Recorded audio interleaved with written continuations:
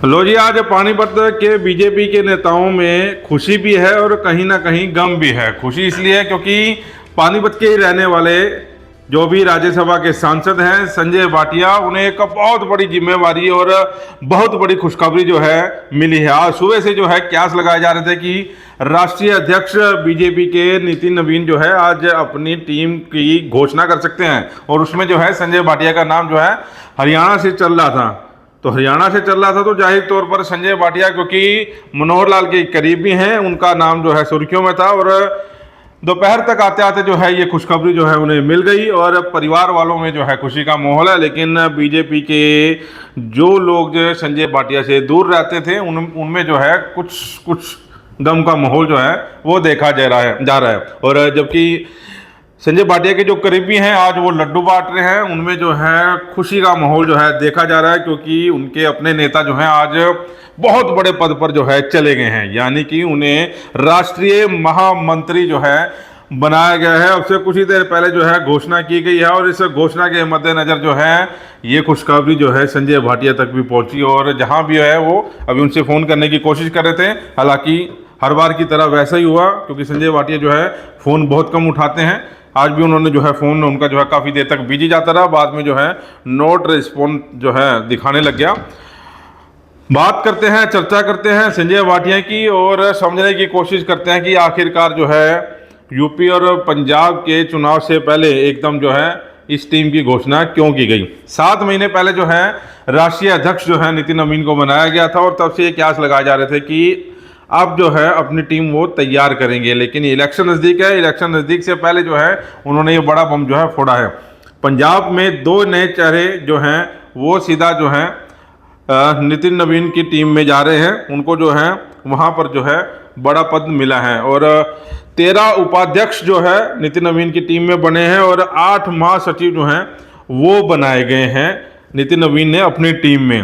और इसे जो है इलेक्शन में जोड़कर देखा जा रहा है, क्योंकि पंजाब में भी इलेक्शन है और यूपी में भी इलेक्शन है, और 13 उपाध्यक्ष बनाना और अधिकतर जो है इस बार नए चेहरे जो है बनाए गए हैं। स्मृति ईरानी आपको याद होगा केंद्र में मंत्री रही हैं, उन्हें जो है इसमें जो है जगह दी गई है, महासचिव जो है वो बनाई गई हैं। और वसुंधरा राजे राष्ट्रीय उपाध्यक्ष जो है बनाई गई हैं, उन्हें जो है बड़ा पद यहाँ पर दिया गया है। और BL संतोष उन्हें जो है संगठन में महामंत्री बनाया गया है, यानी कि पूरी बड़ी टीम जो है यहाँ पर बनाई गई है। और लगभग जो है नए चेहरे नितिन नवीन ने अपनी टीम में जो है लिए गए हैं। और सबसे बड़ा नाम जो है मैं आपको बता दूं, क्योंकि हम पानीपत से रिपोर्टिंग कर रहे हैं, तो पानीपत में सबसे बड़ा नाम जो है संजय भाटिया का आता है। संजय भाटिया ABVP से जो है उन्होंने राजनीति की शुरुआत की थी, 2 बार जो है पार्षद का चुनाव लड़े थे, लेकिन एक बार हार गए और एक बार जीत गए। और उसके बाद चौटाला सरकार में रहते हुए जो है नगर परिषद के वो जो है चेयरमैन भी बने। और बड़ी बात है कि 2 बार उन्होंने विधायकी का चुनाव जो है पानीपत से लड़ा था।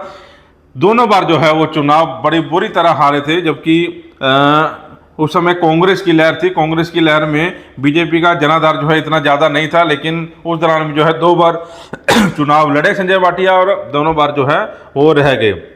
और उसके बाद महामंत्री वो प्रदेश में रहे, लेकिन शायद संजय भाटिया को पता था कि टिकट या जो बड़े चेहरे हैं उनके बीच में कैसे पहुंचा जा सकता है, तो उन्होंने पानीपत की राजनीति छोड़कर वो सीधा जो है रोहतक उनका जो ऑफिस है बीजेपी का, वहाँ पर जाकर बैठ गए और राजनीति के अंदरूनी गुर जो हैं वो सीखने भी लगे। और वहाँ बैठकर जो है पूरा का पूरा वो रोड मैप जो है तैयार किया करते थे।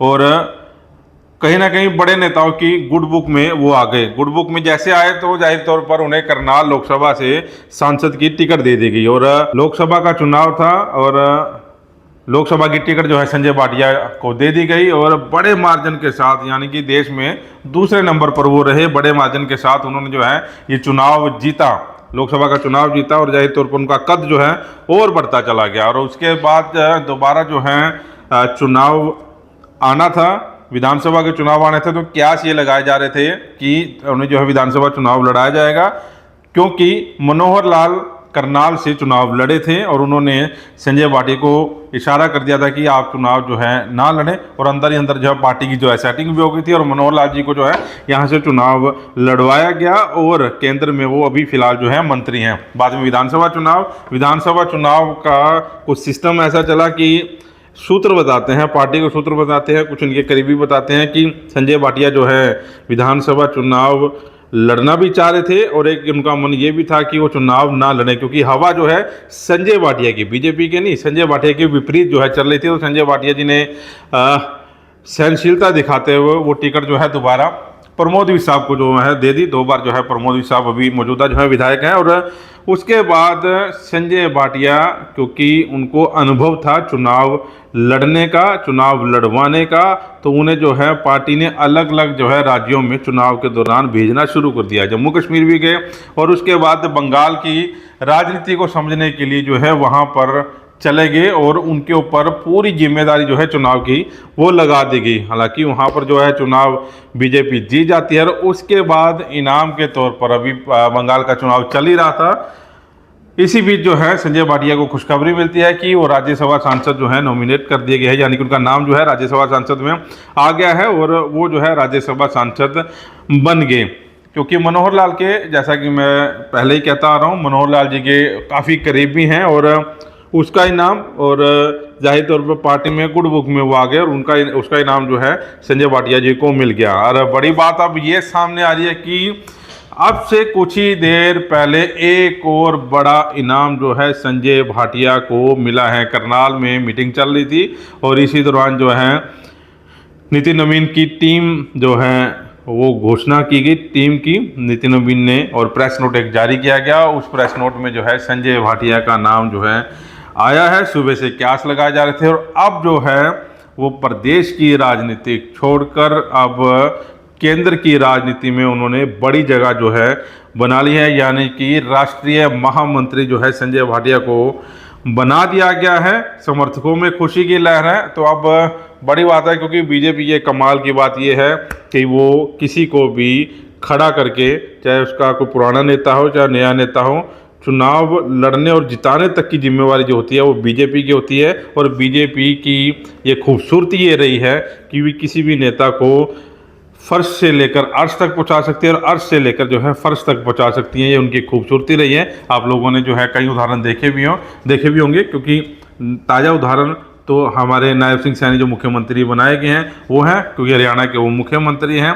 और बड़ी बात है डॉक्टर अर्चना गुप्ता जो पानीपत से ही है और पानीपत में डॉक्टरी जो है उनका हॉस्पिटल है, डॉक्टर का अल्ट्रासाउंड वो करती हैं, उन्हें जो है प्रदेश अध्यक्ष की जिम्मेवारी जो है सौंप दी गई है। और इसी तरह जैसा कि मैंने पहले जिक्र किया था, जब डॉक्टर अर्चना गुप्ता को जो है प्रदेश अध्यक्ष बनाया गया था, बीजेपी के लिए पानीपत जो है राजनीति का बड़ा गढ़ जो है वो अब बन गया है। पहले हम बात करते थे राज्यसभा सांसद की, अब बात करेंगे राष्ट्रीय महामंत्री की, क्योंकि आपको याद भी होगा, कुछ याद मैं भी करवाने की कोशिश करूं कि पानीपत से 2 मंत्री हैं, एक केंद्र में मंत्री चले गए, एक अब राष्ट्रीय टीम में चले गए, 4 ये बड़े चेहरे। उसके बाद अर्चना गुप्ता जो है बड़ा चेहरा है और 2 विधायक, उसके बाद मेयर और मेयर की पूरी टीम, यानी कि पूरे के पूरे पार्षद जो है और नॉमिनेट पार्षद है, सभी के सभी जो हैं बीजेपी के हैं। अब उम्मीद ये है कि जब कोई बड़े ओहदे पे चला जाता है और ख़ास तौर पर छोटे शहर का बड़े ओहदे पे चला जाता, तो वहाँ की जनता ये उम्मीद करती है कि जैसे पानीपत का नाम आज बीजेपी की गुड बुक में सबसे ऊपर रखा गया है, वैसे ही अब पानीपत के नेता जो हैं पानीपत के लिए सोच समझकर नई रणनीति तैयार करेंगे और इस पानीपत को गुड़गांव जैसा बड़ा शहर बनाने की कोशिश करेंगे। इस वीडियो को साथ के साथ शेयर जरूर करें। नमस्कार।